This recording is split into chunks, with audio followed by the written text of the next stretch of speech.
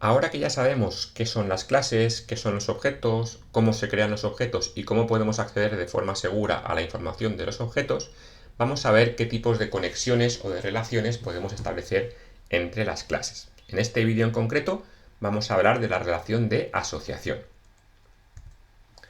Veremos cómo podemos relacionar dos clases entre sí mediante una asociación. Veremos qué elementos importantes tenemos que tener en cuenta cuando establecemos una asociación entre clases. Hablaremos aquí de cardinalidad y de navegabilidad. Y veremos también en la práctica cómo se puede implementar una asociación entre clases en el código. Bien, ya hemos visto que las clases en un diagrama gráficamente se representan con cajas divididas en tres secciones donde indicamos el nombre de la clase en la sección superior, los atributos y tipo que tiene cada atributo en la sección intermedia y los métodos u operaciones que podemos hacer con cada clase en la sección inferior. Imaginemos que tenemos el ejemplo de una tienda online de venta de libros que hemos visto en algún vídeo anterior. Pues tendremos una clase libro con el título de cada libro, el precio de cada libro, etc. Y los métodos propios que podemos hacer con el libro, mostrar información en pantalla, por ejemplo. Y una clase autor con los autores de los libros. Cada autor pues, puede tener, por ejemplo, almacenado el nombre del autor, el año de nacimiento, etc. Y algún método para mostrar la información del autor también en la página. Si queremos conectar estas dos clases, porque existe una conexión, los libros los realizan los autores, se representa en el diagrama a través de una línea recta que los une. Y esa línea suele tener asociado un nombre, que es el nombre que identifica la asociación. El autor tiene libros, en este caso. Bien, una vez que hemos definido esta asociación hay que tener en cuenta dos parámetros relevantes que nos van a determinar cómo vamos a implementar realmente la asociación en el código. Uno de ellos es la cardinalidad. La cardinalidad nos va a decir cuántos elementos de una clase se van a relacionar con cada elemento de la otra clase. A partir del ejemplo que tenemos aquí, donde el autor tiene libros, pues establecemos la cardinalidad. Es decir, cuántos libros puede tener un autor y cuántos autores puede tener un libro. Eso se relaciona indicando en los extremos de la conexión la cardinalidad de cada caso. Por ejemplo, si ponemos un asterisco en este lado, significa que un autor puede tener muchos libros. El asterisco significa muchos en estas relaciones de cardinalidad. Un autor puede tener muchos libros.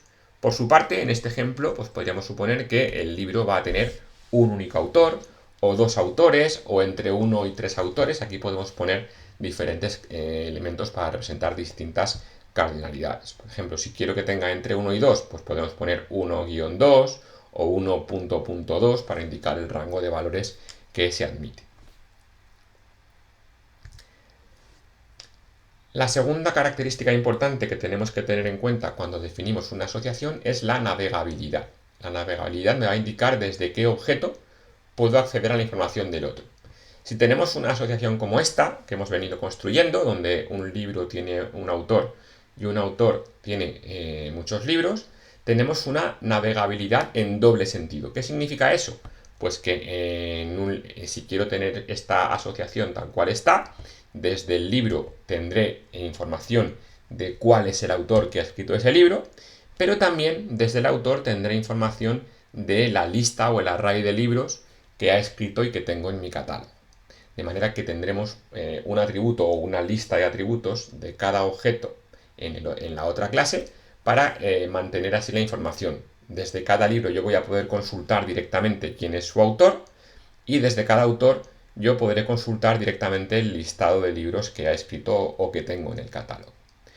Esto a la hora de implementarlo va a tener bastantes dificultades. No vamos a entrar en detalles sobre este tipo de asociaciones en este curso porque es un poquito más avanzado, pero interesa sobre todo que tengáis claro el concepto. Cuando yo conecto dos clases a través de una asociación, eso va a implicar que va a haber elementos de una clase dentro de la otra. Si no indico nada en la asociación, es una navegabilidad bidireccional. Cada clase va a tener elementos de la otra como atributos. El libro, un autor, y el autor, un listado de libros. En muchos programas me va a interesar solamente una de las dos partes. Por ejemplo, me puede interesar a partir de un libro sacar su autor, pero no voy a utilizar, por ejemplo, el dado un autor, ver la lista de libros. Pues en este caso indico una navegabilidad unidireccional. indico con una flecha en el diagrama en qué sentido quiero consultar la información. Desde el libro yo quiero poder consultar a su autor, pero no puedo ir contracorriente. Desde el autor no me interesa o no necesito ver qué libros tiene. Con lo que el atributo libros en la clase autor desaparecería, no lo necesito. Solamente necesito esto de aquí para poder consultar desde el libro el autor que lo ha escrito. Esta forma de definir asociaciones unidireccionales es más sencilla de implementar en la práctica. ¿Cómo se implementaría esta asociación simple unidireccional entre autor y libro? En el caso, por ejemplo, de Java C#. Pues supongamos la clase autor, con los atributos que hemos visto antes, el nombre del autor, el año de nacimiento puede ser un string o un entero, dependiendo de si vamos a hacer operaciones con él o no, el constructor, que le da valor a las dos cosas, y luego tendremos, por otro lado, la clase libro, que tendrá el título del libro, el precio del libro y un atributo de tipo autor con el autor que ha escrito ese libro. En el constructor podríamos asignarle las tres cosas, el título T, el precio P y el autor A, que forman parte de ese libro. A la hora de crear los objetos y relacionarlos, empezaremos creando siempre el objeto simple, el que no tiene asociación. En este caso, en autor no hay rastro de libro, pues creo primero un autor. Por ejemplo, Orson Scott Card con su año de nacimiento. Puede ser un entero o un string, dependiendo de cómo hayamos definido el atributo en la clase. Luego crearemos el libro, L1, y lo creamos con su título, su autor, su precio, perdón, y el autor que hemos definido en la línea anterior. Ya hemos creado el objeto de tipo autor y lo puedo usar en el constructor del libro para al libro asignarle el autor. Si quisiera crear varios libros de este autor, pues puedo usar este mismo objeto, A1, para asignarle el mismo autor a cada uno de los libros que ha escrito. Esto me va a permitir, por un lado, acceder a la información básica del libro. Si yo tengo el libro L1, pues puedo acceder al título del libro con L1.getTítulo, suponiendo que el libro tenga el getter correspondiente para acceder a la información, como hemos visto en el vídeo de encapsulación. Pero también, si tuviese el getter para acceder al autor, puedo utilizarlo para, a partir del libro L1, acceder al autor. Esto me ubicaría dentro del código del objeto de autor y podría acceder al nombre o al año de nacimiento de ese autor si tengo implementados los correspondientes getters. De esta manera conecto las dos informaciones, la información propia del libro, título y precio, y a través del getter correspondiente puedo acceder a la información que le he asociado al libro del autor, en este caso pues el nombre o el año de nacimiento. Como decimos, en el caso de que la asociación fuese bidireccional, es decir, que tuviésemos atributos de tipo autor en el libro y de tipo libro en el autor, el código ya se complicaría. No vamos a entrar en detalles en este curso porque es más complejo, pero imaginad qué pasaría aquí. A la hora de crear el autor, yo tendría que pasarle aquí los libros que ha escrito. ¿Cómo se los voy a pasar si aún no los he creado? Y para crearlos necesito saber el autor, con lo cual es un poco la pescadilla que se muerde la cola.